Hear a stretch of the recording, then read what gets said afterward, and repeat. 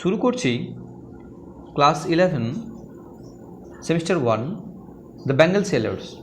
লিখেছে কে? Sarojini Naidu. The bangle sellers কবিতাটা পড়ার আগে কিছু ইনফরমেশান আমাদেরকে জানতে হবে। দ্য বেঙ্গল সেলার্স এই কবিতাটা actually the bird of time কবিতার অন্তর্ভুক্ত, যে কবিতাটা 1912 সালে প্রথম প্রকাশিত হয়েছিল।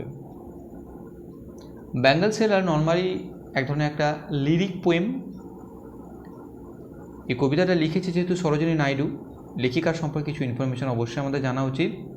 সরোজিনী নাইডুকে নর্মালি তিনি আমাদের কাছে পরিচিত ছিলেন, popularly known as the nightingale of India নামে পরিচিত ছিলেন।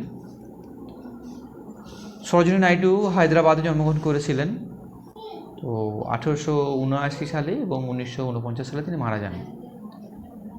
যাই হোক, এই কবিতার টাইটেল বা নামকরণের মধ্যে একটা যথার্থতা রয়েছে, অ্যাপ্রোপ্রিয়েটনেস রয়েছে।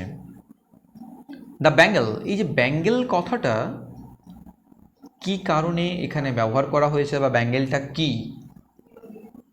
বেঙ্গলটা কি না, এক ধরনের একটা ব্রিংস, একটা হ্যাপিনেস আনে কাদের প্রতি?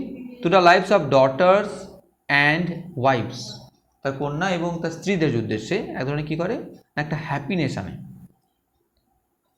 যাই হোক, কবিতাটা শুরু করছি।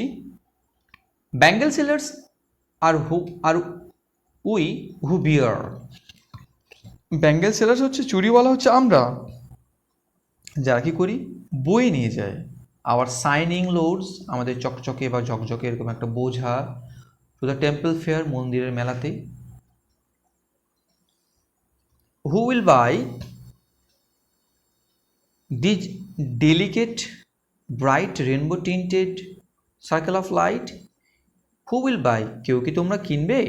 দিজ ডেলিকেট, এরকম একটা খুব কোমল বা খুব সুন্দর এরকম উজ্জ্বল রেনবো টিন্টের, রামধনু রঙা এরকম একটা সার্কেল অফ লাইট, আলোকিত চক্রের বালা কি তোমরা কেউ কিনবে?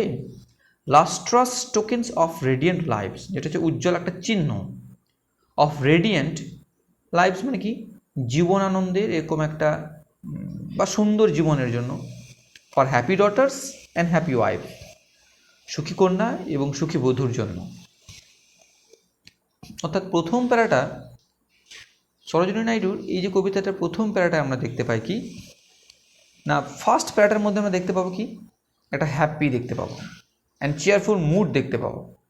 যেহেতু কি ইন্ডিয়ান সিনে রিচ কালচারাল ট্র্যাডিশনাল, সেই কারণের জন্য ইন্ডিয়ানাইজেশন এক ধরনের একটা ওমেনহুড এই কবিতার মধ্যে আমরা পাবো।